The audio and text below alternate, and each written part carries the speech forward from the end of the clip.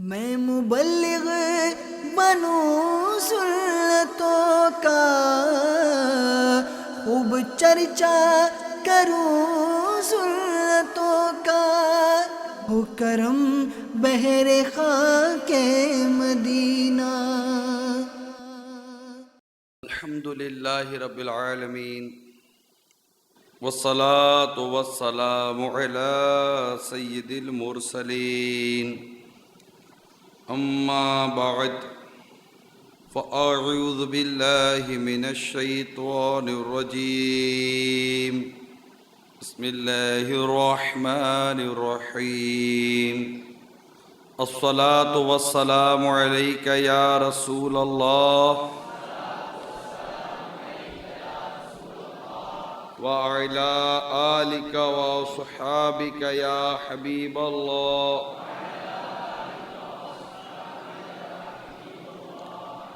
الصلاة والسلام عليك يا نبي الله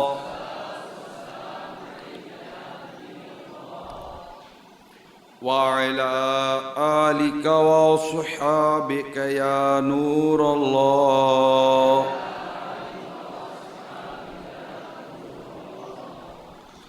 القول البدیع میں نقل ہے،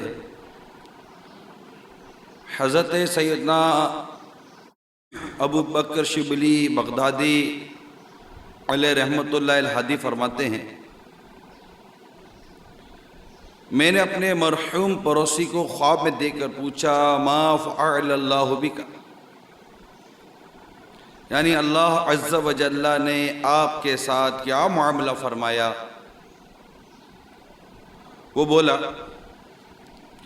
میں سخت ہولناکیوں سے دوچار ہوا، منکر نکیر کے سوالات کے جوابات بھی مجھ سے نہیں بن پر رہے تھے۔ میں نے دل میں خیال کیا کہ شاید میرا خاتمہ ایمان پر نہیں ہوا۔ اتنے میں آواز آئی، دنیا میں زبان کے غیر ضروری استعمال کی وجہ سے تجھے یہ سزا دی جا رہی ہے۔ اب عذاب کے فرشتے میری طرف بڑھے۔ اتنے میں ایک صاحب جو حسن و جمال کے پیکر اور معطر تھے، وہ میرے اور عذاب کے درمیان حائل ہو گئے، اور انہوں نے مجھے منکر نکیر کے سوالات کے جوابات یاد دلا دیے، اور میں نے اسی طرح جوابات دے دیے۔ الحمدللہ عز و جل، عذاب مجھ سے دور ہوا۔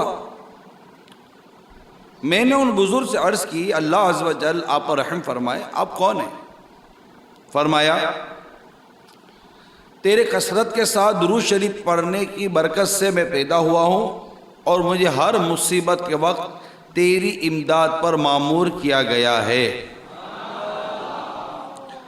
آپ کا نام نامی صلی علی ہر جگہ ہر مصیبت میں کام آ گیا۔ صلو علی الحبیب صلی اللہ تعالی علی محمد۔ میٹھے میٹھے اور پیارے پیارے اسلامی بھائیوں، ابھی ہم نے درود پاک کی فضیلت جو سنی، اس میں یہ دیکھیے کہ جن کا انتقال ہوا تھا وہ ابتداً پھنس گئے، اور ان کے جو پھنسنے کا سبب تھا، یعنی جس کی وجہ سے قبر کے سوالات کے جوابات دینے میں انہیں دقت ہوئی، اور انہیں یہاں تک محسوس ہونے لگا کہ کہیں میرا ایمان تو برباد نہیں ہو گیا، تو اس کا سبب جو بیان ہوا وہ یہ تھا کہ دنیا میں زبان کے غیر ضروری استعمال کی وجہ سے تجھے یہ سزا دی جا رہی ہے۔ زبان سے جو بے احتیاطیاں ہوتی ہیں، زبان سے جو کچھ گناہ ہوتے ہیں، لغزشیں زبان کے ذریعے جو ہوتی ہیں، ان میں ایک ایسی خطا اس زمانے میں عام ہوتی جا رہی ہے، بلکہ ناسور بنتی جا رہی ہے، اور اس کا نام ہے غیبت۔ فقی ابو الحسن علی بن فرحون قرطبی علیہ رحمۃ اللہ الولی اپنی کتاب الظاہر میں فرماتے ہیں کہ میں نے 555 سینہ ہجری میں شہر فاس میں انتقال کرنے والے اپنے چچا کو خواب میں دیکھا کہ گھر کے اندر تشریف لائے اور دیوار سے ٹیک لگا کر بیٹھ گئے۔ میں بھی ان کے پاس بیٹھ گیا۔ میں نے ان کا بدلا ہوا رنگ دیکھا تو پوچھا، چچا جان آپ کو آپ کے رب عز و جل سے کیا ملا؟ فرمایا بیٹا مہربان سے مہربانی کے سوا اور کیا ملتا ہے؟ اللہ عز و جل نے غیبت کے علاوہ ہر چیز میں مجھ پر نرمی فرمائی۔ مرنے کے بعد سے لے کر اب تک غیبت کی وجہ سے قید میں ہوں، اب تک میرا یہ گناہ معاف نہیں ہوا۔ بیٹا میں تمہیں نصیحت کرتا ہوں کہ غیبت اور چغل خوری سے بچتے رہنا، کیونکہ میں نے برزخ میں غیبت سے بڑھ کر کسی اور چیز پر پکڑ نہیں دیکھی۔ یہ کہہ کر وہ مجھ سے رخصت ہو گئے۔ میٹھے میٹھے اسلامی بھائیوں، دیکھا آپ نے، یعنی مرنے کے بعد برزخ یعنی موت سے لے کر حشر تک کے درمیانی جو وقفہ ہے اس سے برزخ کہتے ہیں۔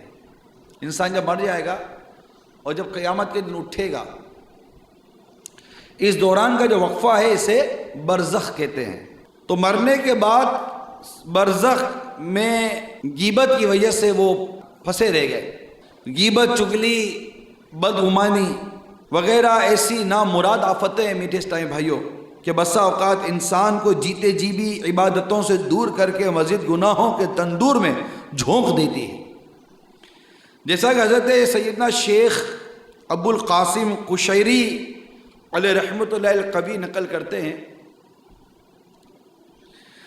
سیدنا شیخ ابو جعفر بلخی علیہ رحمۃ اللہ القوی فرماتے ہیں ہمارے ہاں بلخ کا ایک نوجوان تھا، یوں تو وہ خوب مجاہدات و عبادات کیا کرتا، مگر غیبت کی آفت میں مبتلا تھا۔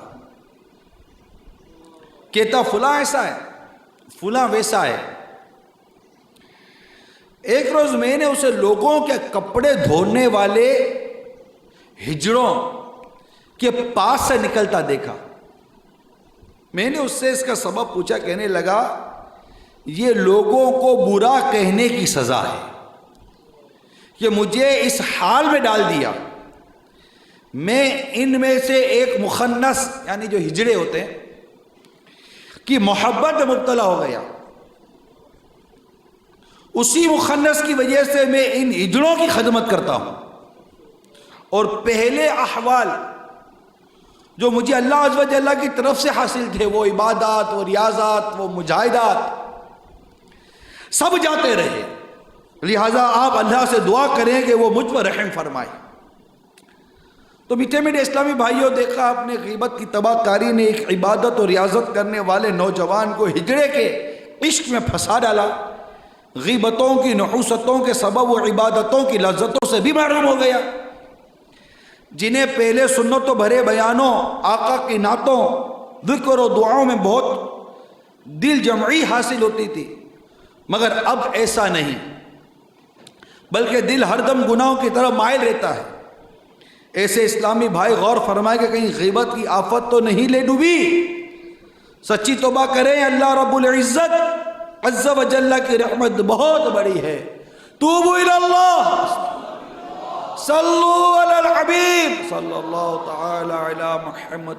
میرے میٹھے میٹھے اور پیارے پیارے اسلامی بھائیوں، غیبت انتہائی تباہ کن ہے۔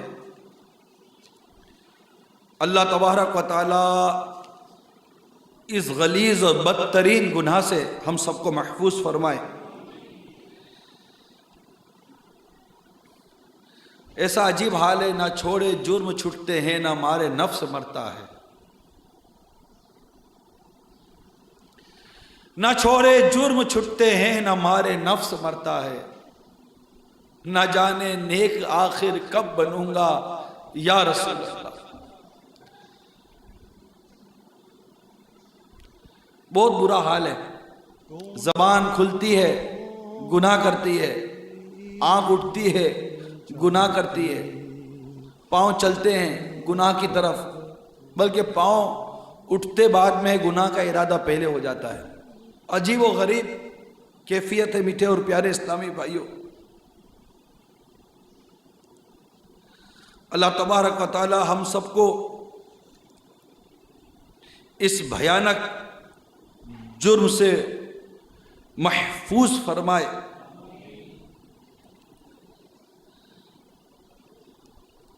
انسان قیامت کے روز اپنا نامہ اعمال نیکیوں سے خالی دے کر گھبرا کر کہے گا میں نے جو فلاں نیکیاں کی تھی وہ کہاں گئیں؟ کہا جائے گا تو نے جو غیبتیں کی تھی نا اس وجہ سے مٹا دی گئی. یہ ہے غیبت. ذرا غور کیجئے میٹھے اسلامی بھائیوں. ماں باپ اور اولاد، بھائی اور بہن، زوج و زوجہ، ساس و بہو، سسر و داماد، نند و بھاوج، بلکہ تمام اہل خانہ و خاندان، نیز استاد و شاگرد، سیٹھ و نوکر، تاجر و گاہک، افسر و مزدور، حاکم و محکوم، الغرض تمام دینی اور دنیاوی شعبوں سے تعلق رکھنے والے مسلمانوں کی اکثریت اس وقت غیبت کی خوفناک آفت کی لپیٹ میں ہے. مختلف آفتوں کی لپیٹ کا بیان تو ہو ہی رہا ہوتا ہے کہ آج کل یہ آفت آئی ہوئی ہے، آج کل یہ آفت آئی ہوئی ہے، آج کل یہ آفت آئی ہوئی ہے. تو کوئی مہنگائی کی آفت کو رو رہا ہے، تو کوئی گرمی کو رو رہا ہے، تو کوئی کس آفت کو کس آفت کو کس کی پریشانی کو رو رہا ہے. یہ بھی تو ایک آفت ہے غیبت. اس کی طرف توجہ کیوں نہیں ہے؟ افسوس ہماری کوئی مجلس یعنی بیٹھک عموماً غیبت سے خالی نہیں ہوتی. غیبت کو گناہ کبیرہ تسلیم کرنے کے باوجود ابھی تک اس سے بچ کر رہنے کا ہم ذہن نہیں بنا سکے. غیبت کرنے سے ایک مخصوص بدبو نکلتی ہے. جی ہاں، جب ہم غیبت کرتے ہیں نا ایک مخصوص بدبو نکلتی ہے. پہلے جب کوئی غیبت کرتا تھا تو بدبو کے سبب سب کو معلوم ہو جاتا تھا، مگر اب غیبت کی اس قدر کثرت ہو گئی ہے کہ ہر طرف اس کی بدبو کے بھبکے اٹھ رہے ہیں. ہر طرف اس کی بدبو کے بھبکے اٹھ رہے ہیں، مگر ہمیں بدبو نہیں آتی کیونکہ ہماری ناک اس کی بدبو سے اٹ گئی ہے. اس کو یوں سمجھے کہ جب گٹر صاف کیا جا رہا ہوتا ہے تو عام شخص اس کی بدبو کے باعث وہاں کھڑا نہیں رہ سکتا، مگر بھنگی جو گٹر صاف کر رہا ہوتا ہے اس کو کچھ بھی پتہ نہیں ہوتا، اس لیے کہ اس کی ناک اس گندگی کی بدبو سے اٹ چکی ہوتی ہے. تو میرے میٹھے میٹھے اور پیارے پیارے اسلامی بھائیوں، ہمارا رب عز و جل پارہ 26 سورہ حجرات کی آیت نمبر 12 میں ارشاد فرماتا ہے میرے آقا نعمت امام اہل سنت مجدد دین و ملت پروانہ شمعی رسالت امام عشق و محبت مولانا شاہ امام محمد رضا خان علیہ رحمت الرحمن اپنے شعراء آفاق ترجمہ قرآن کنز الایمان میں اس کا ترجمہ کچھ یوں کرتے ہیں، اور ایک دوسرے کی غیبت نہ کرو. ہمارا رب کہہ رہا ہے میٹھے میٹھے اسلامی بھائیوں، ہمارا رب فرما رہا ہے ایک دوسرے کی غیبت نہ کرو. کیا تم میں کوئی پسند رکھے گا کہ اپنے مرے بھائی کا گوشت کھائے؟ خود ہی آگے ارشاد ہوتا ہے تو یہ تمہیں گوارا نہ ہوگا. اور تصور تو کرے کیسی بات بیان کی قرآن پاک میں. کیا تمہیں کوئی یہ پسند کرے گا کہ اپنے مرے ہوئے بھائی کا گوشت کھائے؟ کون پسند؟ تو یہ تمہیں گوارا نہ ہوگا. تو تمہیں گوارا نہیں، تمہیں غیبت کیوں کرتے ہو؟ کسی مثال دی ہے، کسی بات بیان کی ہمارے قرآن پاک میں. اللہ تبارک و تعالی ہمیں اس عادت بس سے نجات عطا فرمائے. اب غیبت کیا ہے یہ ذرا سن لیجئے، انشاءاللہ پھر مزید وضاحت آگے کرتا ہوں.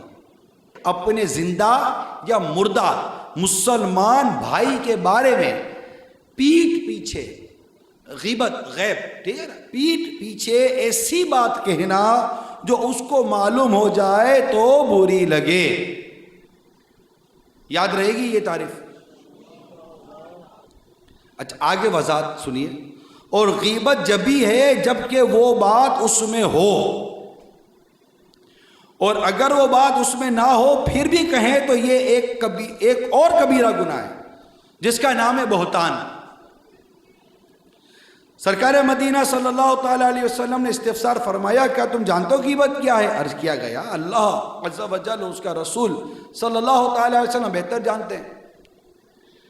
فرمایا غیبت یہ ہے کہ تم اپنے بھائی کا اس طرح ذکر کرو جس سے وہ ناپسند کرتا ہے۔ عرض کیا گیا اگر وہ بات اس میں موجود ہو تو؟ فرمایا جو بات تم کہہ رہے ہو اگر وہ اس میں موجود ہو تو تم نے اس کی غیبت کی، اور اگر اس میں نہ ہو تو تم نے اس پر بہتان باندھا۔ صلو علی الحبیب۔ ہمارے آقا مدینہ صلی اللہ تعالی علیہ وآلہ وسلم کی بارگاہ میں ایک آدمی کھڑا ہوا، صحابہ کرام علیہم رضوان نے اس کے کھڑے ہونے سے اس کی کمزوری کو ملاحظہ فرمایا، تو آپ کی خدمت میں عرض کی یا رسول اللہ عز و جل صلی اللہ تعالی علیہ وسلم وہ کتنا عاجز ہے۔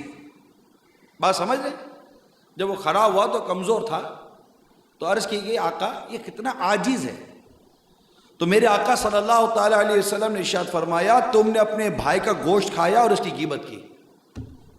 جی ہاں، اس کو غیبت میں لیا میرے آقا صلی اللہ تعالیٰ علیہ وسلم نے۔ اور سنیے، صحابہ کرام علیہم رضوان نے سرکار ابد قرار شفیع روز شمار صلی اللہ تعالیٰ علیہ وسلم کی خدمت اقدس میں ایک آدمی کا ذکر کرتے ہوئے عرض کی فلاں شخص خود نہیں کھا سکتا یہاں تک کہ کوئی اسے کھلائے، اور نہ ہی چل سکتا یہاں تک کہ کوئی اسے چلائے، تو شاہ ابرار ہم غریبوں کے غم خوار صلی اللہ تعالیٰ علیہ وسلم ارشاد فرمایا تم نے اس کی غیبت کی ہے۔ انہوں نے عرض کی آقا ہم نے تو وہ بات بیان کی ہے جو اس میں موجود ہے، ہم نے تو وہ بات بیان کی ہے جو اس میں موجود ہے۔ ارشاد فرمایا جب تم نے اپنے بھائی کا عیب بیان کیا تو تمہارے لیے وہ غیبت کے طور پر کافی ہے۔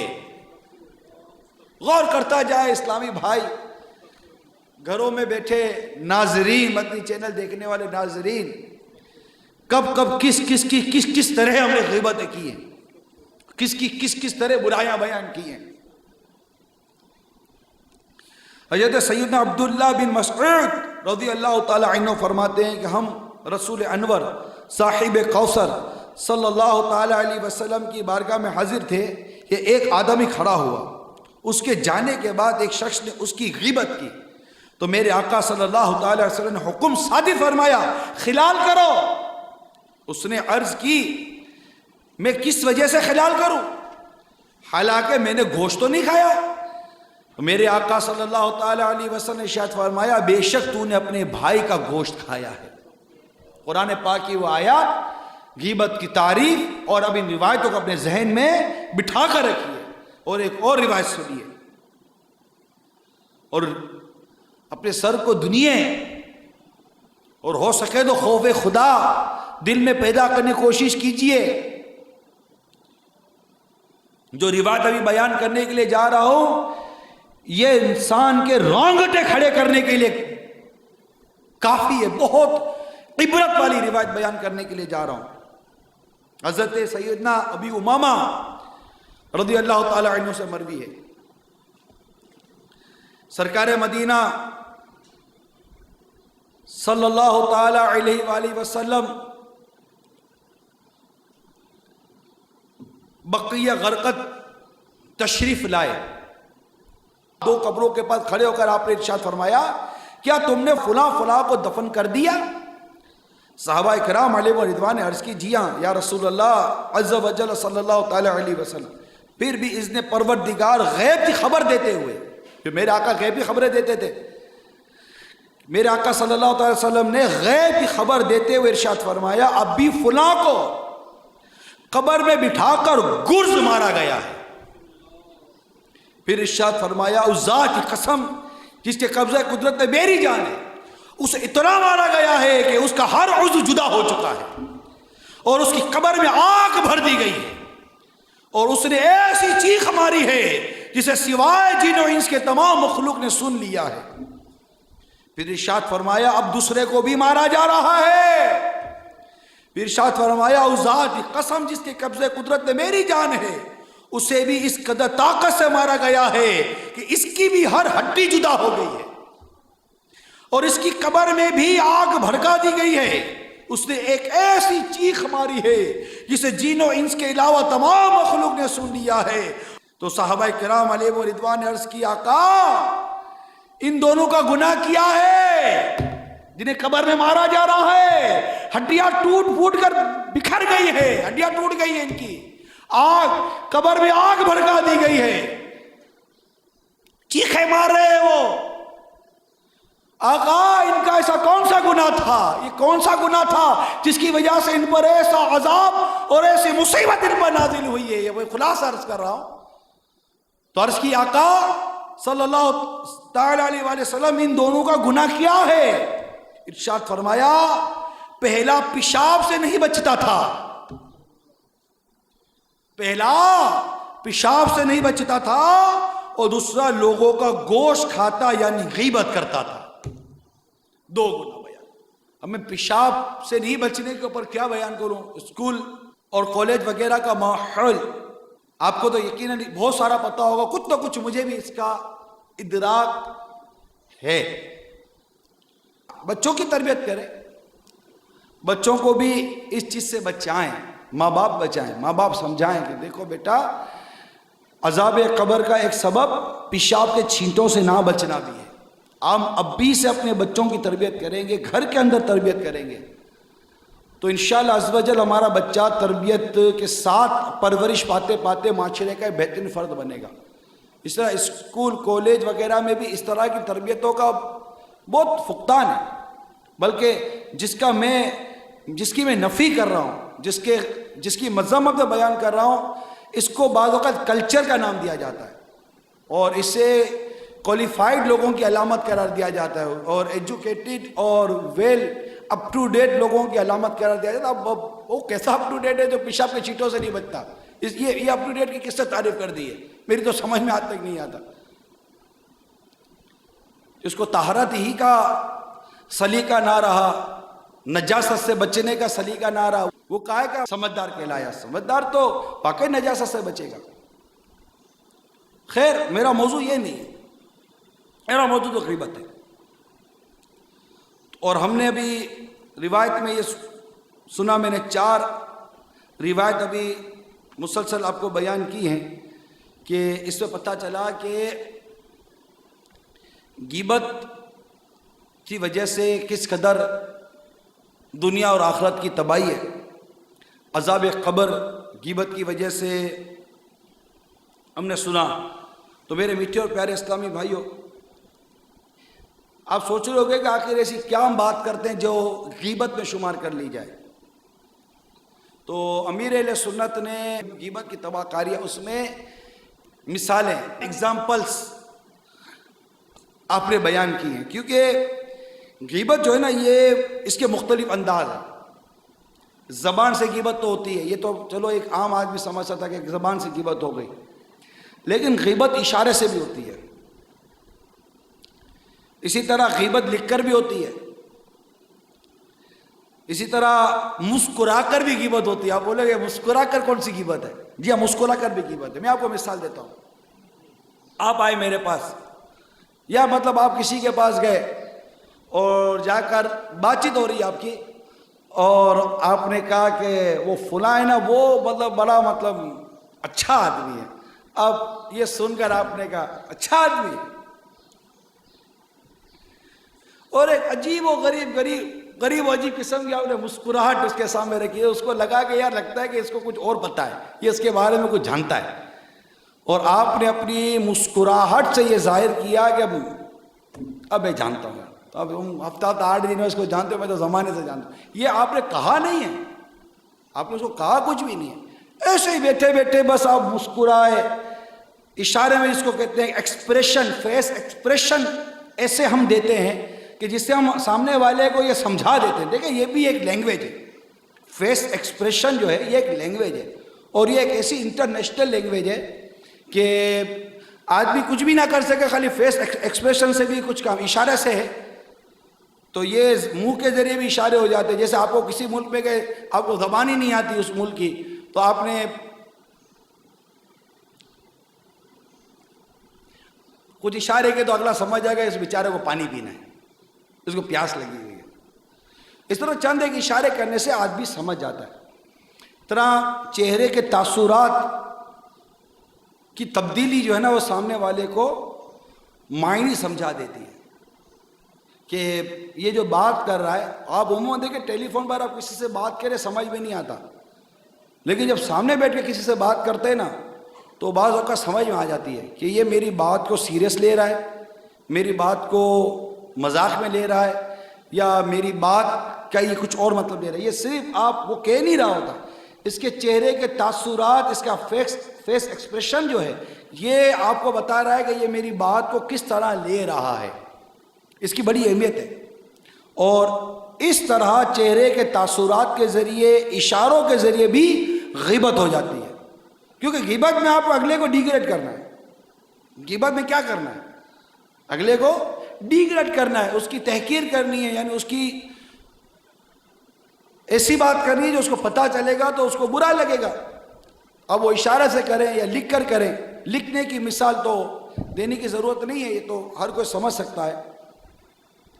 کہنے کا مقصد یہ ہے میرے میٹھے اور پیارے اسلامی بھائیوں کہ مختلف غیبتوں کے انداز ہیں. اب ہم یہ غور کریں کہ میں نے کبھی ہاتھ اشارے سے غیبت کی؟ کچھ نہیں کیا. آپ نے کیا کیا؟ اب یہ بولا آپ نے کچھ بھی نہیں ہے، اس سے آپ کے سامنے کوئی تعریف بیان کی اور آپ نے کہا. اب یہ اس کا مطلب کیا؟ یہ بھی ایک لینگویج ہے نا، یہ بھی تو ایک زبان ہے. اور اس کو ہمارے عموماً نے کہا پتہ ہے مجھے کیا ہے، کیسا ہے، یہ سب جانتا ہوں اس کو. اور کیا اس سے کیا اس کو متقی سمجھے گا، پرہیزگار سمجھے گا، کیا سمجھے گا اس کے معنی.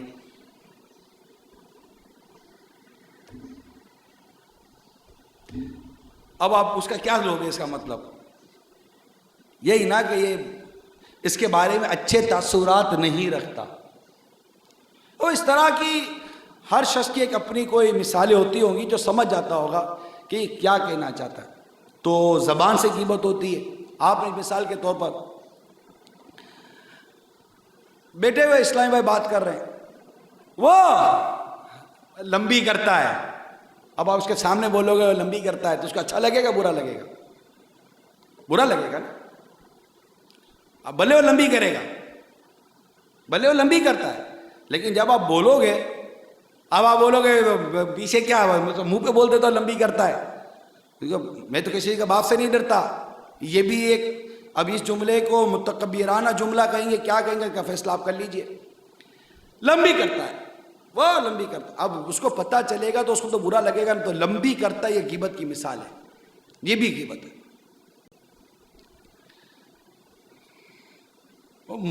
اب بات چیت ہو رہی ہے، مجھے بیوقوف بنا رہا ہے، مجھے. اب یہ بھی غیبت کی مثال ہے. مالداروں کے آگے پیچھے گھومتا ہے، جانتا ہوں میں اس کو. یہ سب غیبت کی مثال ہے. اسی طرح آپ نے کسی کے بارے میں کہا 420 فراڈی ہے، فراڈی 420 فراڈی ہے، فراڈی. اب اس کو پتہ چلے گا تو وہ تو خوشی سے جھومے گا، جھومے گا خوشی سے کہ دیکھو میرے کو فراڈی بولا، 420 اتنا بڑا لقب دے دیا میرے کو. برا ہی لگے گا اس کو، انڈرسٹوڈ سی بات ہے، برا لگے گا. او موٹا تو اس کو بھی برا لگے گا. او لمبا، او کانا، او انداز کو صحیح نظر نہیں آتا وہ نا، اس کو کیا لگے گا بتائیے. یہ میں آپ کو اس لیے اس انداز سے سمجھا رہا ہوں کہ جب ہم آپس میں بیٹھتے ہیں نا تو زبان، چونکہ ہماری زبان کو شریعت کی لگام نہیں ہے نا، تو یہ یوں ہی یعنی کہ ہم یہ گناہ کر رہے ہیں، جبکہ کوئی شرعی مصلیت نہیں ہے، کوئی شرعی اجازت نہیں ہے، کسی قسم کی یہاں کو گنجائش نہیں ہے کہ اس کی پہچان کے لیے، کسی چیز کے لیے پہچان کے لیے بھی آدمی کہتا ہے تو یوں تنزیہ انداز میں تھوڑی کو کہتا ہے. کسی کی پہچان کے لیے آپ نے کوئی کسی کو کہہ دیا، مطلب اس کی بعض جگہوں پر جیسے اجازتیں ہیں، لیکن اس کا بیان بھی آپ کو غیبت کی تباہ کاریاں میں ملے گا. یعنی میں آپ کو یہ عرض کر رہا ہوں کہ اس طرح جب ہم آپس سے بیٹھے ہوئے ہوتے ہیں نا تو یہ انداز ہوتا ہے. وہ موٹا. پھر اور اس کے کپڑے دیکھے, کپڑے اس کے کیوں بے ڈھنگے کپڑے پہنتا ہے وہ, دیکھا کبھی؟ یہ بھی غیبت ہے. اس کی گاڑی دھکا اسٹارٹ ہے, دھکا اسٹارٹ, کھچڑ پھچڑ گاڑی لے کے گھومتا رہتا ہے. اب اس کو پتہ چلے گا تو کیسا خوش ہو جائے گا وہ, ہے تو مزہ آ جائے گا اس کو, نہیں نا بھائی؟ ایک انڈرسٹوڈ سی بات ہے نا, اس کو کیسا اچھا لگے گا. یعنی اب یہ سوچئے, عام آدمی یہ اصول اپنے ذہن میں بٹھا لیجئے, عام آدمی اپنی فضیلت سن کر ہی خوش ہوتا ہے, اپنی مذمت کوئی پسند نہیں کرتا. یہ مدنی پھول اپنی دل کے مدنی گلدستے میں سجا لیجئے.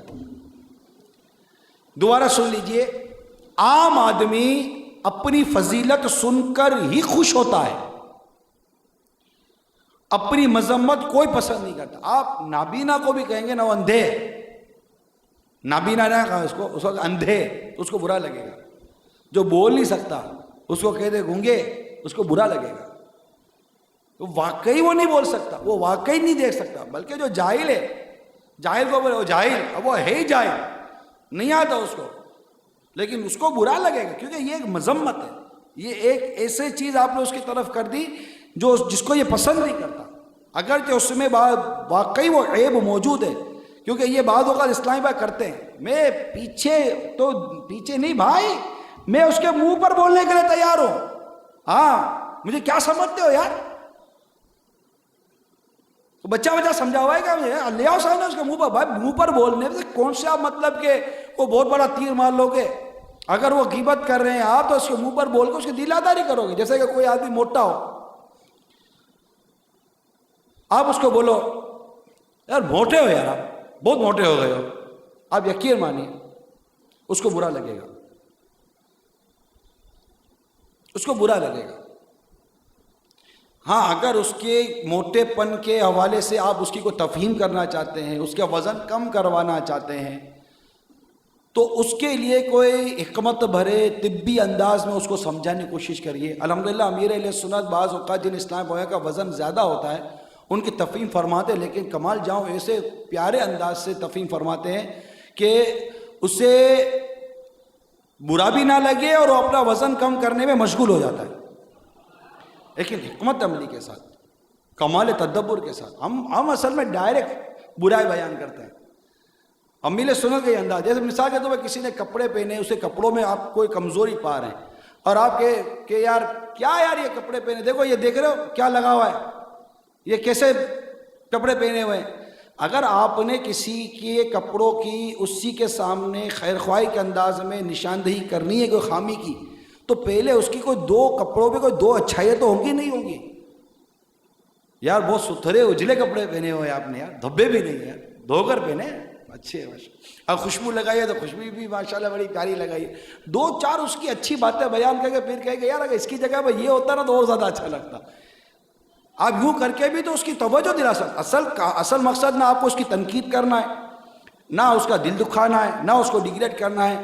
ایک کمزوری اور خامی کی طرح اس کی توجہ دلانی ہے, تو اس کے حکمت بھرے کئی مدنی انداز ہو سکتے ہیں اگر بندہ غور کرے تو. لیکن چونکہ ہمارے یہاں زبان کو شریعت کی لگام نہیں, اور بس جو سمجھ میں آتا ہے نا یہ زبان سے ہم بولتے ہیں. وہ بہت موٹے ہو گئے ہو, کس چکی کا آٹا کھاتے ہو, اتنا کھاتے ہو. اب نہیں کھاتا ہوگا, لیکن بعض اوقات امیر سنت نے صراحت کی کہ صرف کھا کر ہی آدمی موٹا نہیں ہوتا, بعض اوقات بعد امراض بھی ہوتے ہیں جس سے موٹا ہو جاتا ہے. اگرچہ موٹاپے میں کثرت کے ساتھ کھانا یہ ایک بنیادی سبب ہے جو آج کل ہے اس کا, اور اس میں بالخصوص ڈیپ فرائی, یہ فاسٹ فوڈ ٹائپ کے جو آئٹم ہوتے ہیں, یہ بہت زیادہ اس نے اس معاملے میں ہمیں نقصان پہنچایا ہے. فرائز جو کھاتے ہیں ہم, گھی تیل میں تلی ہوئی چیزیں جو کھاتے رہتے ہیں باہر, یہ بالخصوص یہ جو اسکول کالج وغیرہ پڑھتے ہیں نا, یہ بیچارے ان کو تو کیا کرے سمجھ, گھر سے عام سی روٹی اور عام سا سالن لے کر ٹفن باکس لے کر جانا تو آتا نہیں ہم کو. اسکول میں بے عزتی ہوتی ہے, کالج میں بے عزتی ہوتی ہے, کیا گھر سے سوکھی روٹی لے کر آئے. آپ یہ بھی آپ اس کو بولو گے جو بھی, اس کو اچھا تھوڑی لگے گا. اگر اپنی صحت کا خیال رکھتا ہے اور اللہ کا اللہ کے کرم سے اگر اس کا تقوی کا ذہن بنا ہوا کہ میں تقوی کا مال کھاؤں اور گھر کی چیز کھاؤں اور باہر کی چیزوں سے بچوں، تو اچھا ذہن ہے یا برا ذہن ہے؟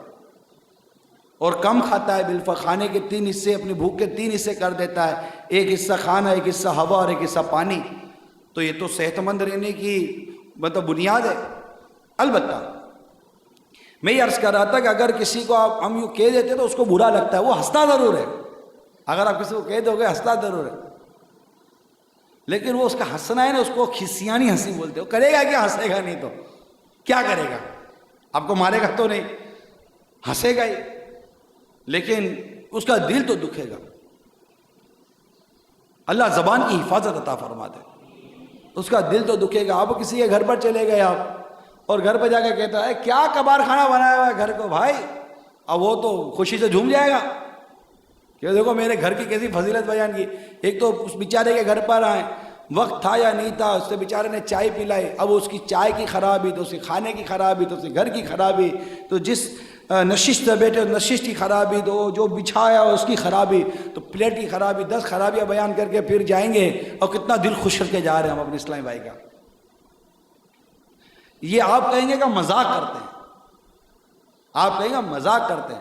مذاق مسخری وہ ہے، مذاق اس حد تک ہے جو شریعت سے نہ ٹکرائے، مطلب وہی مذاق پسندیدہ ہے نا جو شریعت سے نہ ٹکرائے، جس میں کسی مسلمان کی بلا اجازت شرعی دل آزاری ہوتی ہے، یہ مذاق کیسا؟ اور یہ ہمارے عام ہے، کالج وغیرہ میں پڑھنے والوں کے لیے پتہ نہیں یہ باتیں ہو سکتا ہے نہیں ہوگا، یار یہ کیا بول رہا ہے کہ ہم بولے ہی نہیں، چپ ہو جائیں، میرا مشورہ چپ ہو جائے، چپ ہو جائے، نہ بولے، بات وہی کریں جس میں آخرت کا بھلا ہو، جس میں دنیا آخرت کی بہتری ہو، کیا ضرورت ہے بولنے کی؟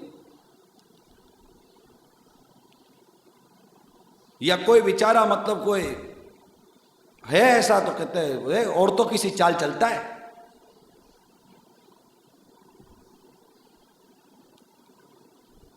معذرت کے ساتھ آپ کو اتنی عورتوں کی چال کی اتنی کیا آپ کو مطلب پہچان نصیب ہو گئی ہے بھائی؟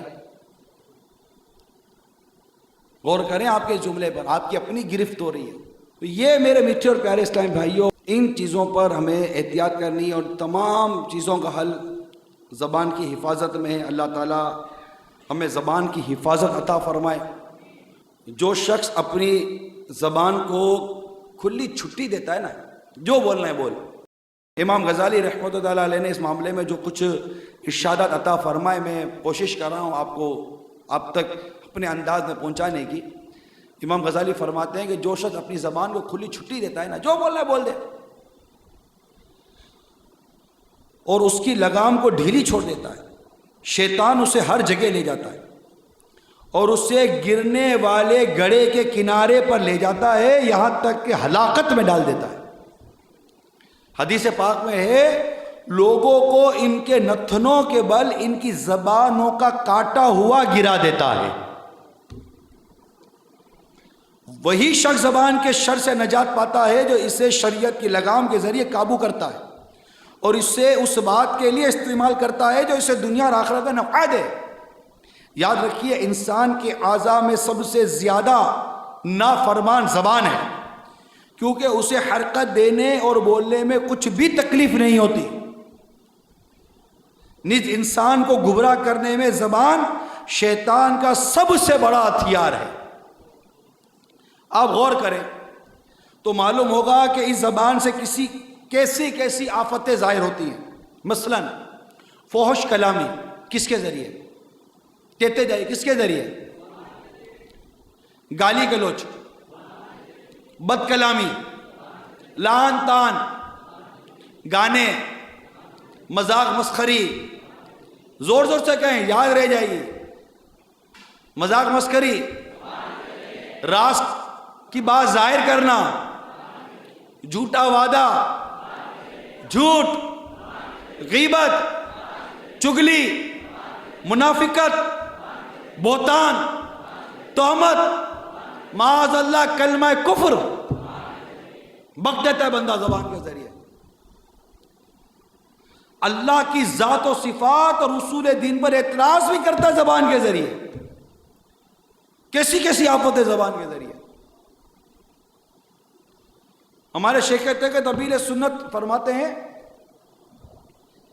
کہ زبان ایک ایسا عضو ہے جس سے دو ہونٹوں کے پھاٹک، یہ دو ہونٹ ہے نا، یہ پھاٹک، دو ہونٹوں کے پھاٹک اور 32 سپاہیوں کے پہرے میں بند کیا گیا ہے نا، 32 سپاہیوں کا پہرا، دو پھاٹک بند کیا گیا، اور یہ جب 32 سپاہیوں کا پہرا توڑ کر، پھاٹک توڑ کر باہر نکلتی ہے، کیسی قتل و غارت گیری کرتی ہے، کتنوں کے دل دکھا دیتی ہے۔ آپ نے وہ ایک مشہور مقولہ ہے کہ تلوار کا گھاؤ تو بھر جاتا ہے، زبان کا گھاؤ نہیں بھرتا۔ زبان سے آدمی ایک ایسی بات کر دیتا ہے کہ انسان بھولتا نہیں ہے کہ یہ کیا بول گیا یار میرے بارے میں، کیوں ایسی بات کس نے میرے بارے میں۔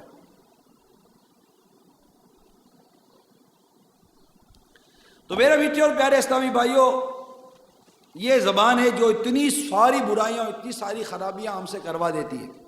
حدیث پاک میں جو شخص اپنے پیٹ، شرمگاہ اور زبان کے شر سے محفوظ ہوا، وہ تمام برائی سے بچا لیا گیا۔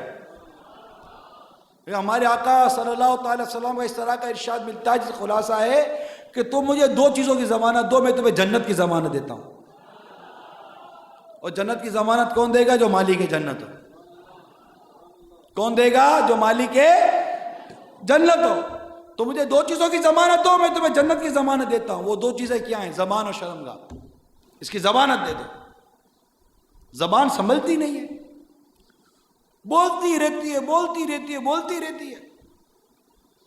حضرت سیدنا انس بن مالک رضی اللہ تعالی عنہ سے مروی ہے، بندے کا ایمان اس وقت تک درست نہیں ہوتا جب تک اس کا دل ٹھیک نہ ہو، اور اس کا دل اس وقت تک ٹھیک نہیں ہوتا جب تک اس کی زبان درست نہ ہو، اور وہ شخص جنت میں داخل نہیں ہوگا جس کا پڑوسی اس کی شرارتوں سے محفوظ نہ ہو۔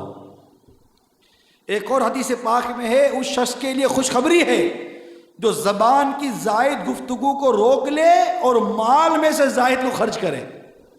کتنی پیاری روایت ہے کہ زبان کو زائد نہ بولنے دے، فضول کلامی سے بچے۔ فضول سے بچے گا تو گناہ سے بھی اللہ کے کرم سے بچ جائے گا۔ اور فضول بچنے کے لیے ایک نسخہ یہ ہے کہ اپنے جیب میں پیڈ رکھے، جیسے ہمیں دعوت اسلامی کی اصطلاح میں کفل مدینہ کا پیڈ کہتے ہیں۔ تو جیب میں پیڈ رکھے، اور کوئی بات کرنی ہو تو ہو سکے تو لکھ کر لے، یا اشارے سے کر سکے تو اشارے سے کر لے، یعنی حتی المقدور کوشش کرے کہ اپنی زبان کو استعمال نہ کرے، اس کے استعمال سے بچے۔ ہمارا معاملہ کس قدر عجیب ہے، جیسے حدیث ابھی ہم نے سنی کہ اس شخص کے لیے خوشخبری ہے جو زبان کی زائد گفتگو کو روک لے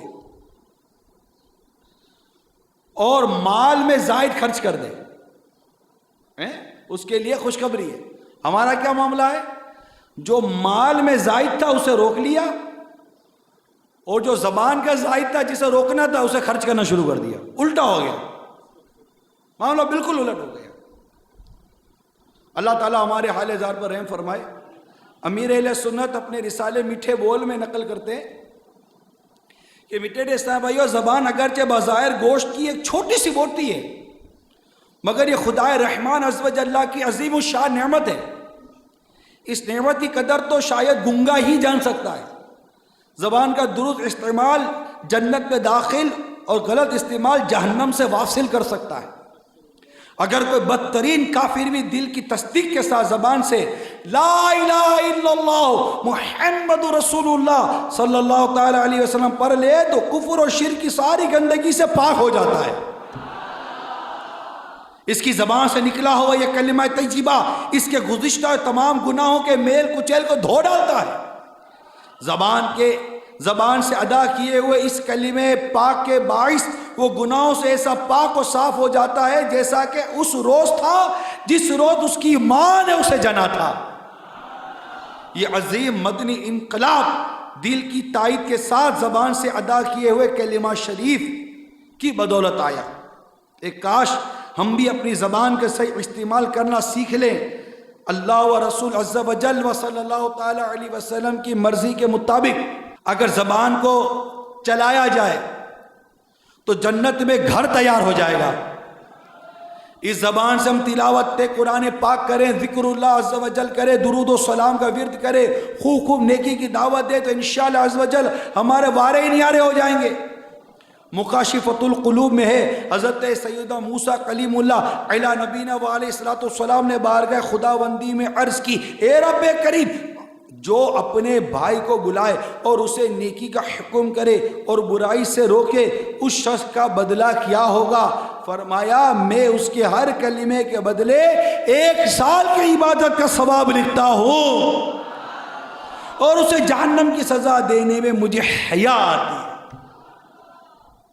میٹھے میٹھے اسلامی بھائیوں، نیکی کی بات بتانے، گناہ سے نفرت دلانے اور ان کاموں کے لیے کسی پر انفرادی کوشش کا ثواب کمانے کے لیے یہ ضروری نہیں کہ جس کو سمجھایا وہ مان جائے، یہ ضروری نہیں ہوتا، اور وہ مان جائے تو ہی ثواب ملے گا، یہ بھی ضروری نہیں ہے، بلکہ اگر وہ نہ مانے تب بھی انشاءاللہ عز و جل ثواب ہی ثواب ہے۔ اور اگر آپ کی انفرادی کوشش سے کسی نے گناہوں سے توبہ کر کے سنتوں بری زندگی گزارنی شروع کر دی، تو پھر تو انشاءاللہ عز و جل آپ کے بھی وارے نیارے ہو جائیں گے۔ تو زبان کا استعمال، کس سے غیبت چغلی، جیسے میں نے پچھلی باتیں بیان کی، اسی طرح اگر زبان کا استعمال اس کو درست بھی، کیونکہ مثبت و منفی دونوں پہلو ہیں۔ زبان کا مثبت پہلو اس کو اچھے نیک کام میں، ذکر اللہ میں، درود پاک میں، تلاوت میں، نیکی کی دعوت میں استعمال کرنا ہے، ایک عضو ہے، ایک آلہ ہے۔ اگر اسی سے نیکی کی دعوت دیں گے، انفرادی کوشش کریں گے، کسی کو مدی ماحول میں لے کر آئیں گے، تو دیکھیے بھی اسی زبان سے مدینہ مدینہ ہو جائے گا۔ تو میٹھے اسلامی بھائیو، یہ زبان ہے کہ اس کا استعمال غیبت کے ذریعے، غیبت کی اس کے ذریعے تو وبال اور اس کا عذاب، اس کی گرفت آپ نے سنی۔ اسی زبان کے ذریعے اگر ہم نے سبحان اللہ کہا، اللہ کے ذکر کی نیت سے ہم نے سبحان اللہ کہا، تو جنت میں ایک درخت لگا دیا جائے گا۔ ہمیں تو یہ پتہ بھی نہیں ہے کہ زبان سے کس قدر نیکیاں کمائی جا سکتی، بلکہ بدقسمتی یہ ہے کہ ہمیں تو یہ بھی نہیں پتہ کہ زبان سے کتنی کتنی آفتیں اور مصیبتیں گلے پڑ جاتی ہیں۔ جیسے ابھی ہم نے سنا کہ زبان سے کس قدر پریشانیاں اور مصیبتوں میں بندہ مبتلا ہو جاتا ہے، کس کی طرح چغلیاں کر بیٹھتا ہے، غیبتیں کر بیٹھتا ہے، جھوٹ بول دیتا ہے۔ اب جھوٹ کا بیان الگ ہے، چغلی کا بیان الگ ہے، بہتان کا بیان الگ ہے، دل آزاری کا بیان الگ ہے، شماتت کا بیان الگ ہے، جھگڑنے کا بیان الگ ہے، خصومت کا بیان الگ ہے، بحث و جدل کا بیان الگ ہے، اللہ عز و جل کی ذات و صفات پر جو اعتراضات ہوتے ہیں اس کا بیان الگ ہے، یہ بھی ہوتے ہیں۔ زبان تو زبان ہے نا، جب کھلتی ہے تو کیا کچھ نہیں بولتی۔ یہ سب بس عجیب و غریب ہو گیا۔ میں آپ سب سمجھتے ہیں میں کیا کہنا چاہ رہا ہوں، آپ سب سمجھتے ہیں۔ اللہ تعالیٰ زبان کا قفل مدینہ نصیب کر دے، مدنی ذہن عطا کر دے کہ بس میرے رب نے جو فرمایا حق ہے، جو قرآن میں آیا وہ حق ہے، جو حدیث میں آیا وہ حق ہے۔ میں مسلمان ہوں، مجھے ان چیزوں کے متعلق کیا، میں تو اس پر ایمان لاتا ہوں، تو قبول کرتا ہوں اس ساری چیزوں کو۔ اللہ تعالی ہم سب کو عمل کی توفیق عطا فرمائے اور ہم سب کو زبان کی آفتوں سے محفوظ فرمائے، آمین بجاہ النبی الامین صلی اللہ تعالی علیہ وآلہ وسلم۔ میں مبلغ بنوں سنتوں کا، خوب چرچا کروں سنتوں کا، ہو کرم بہر خاک مدینہ۔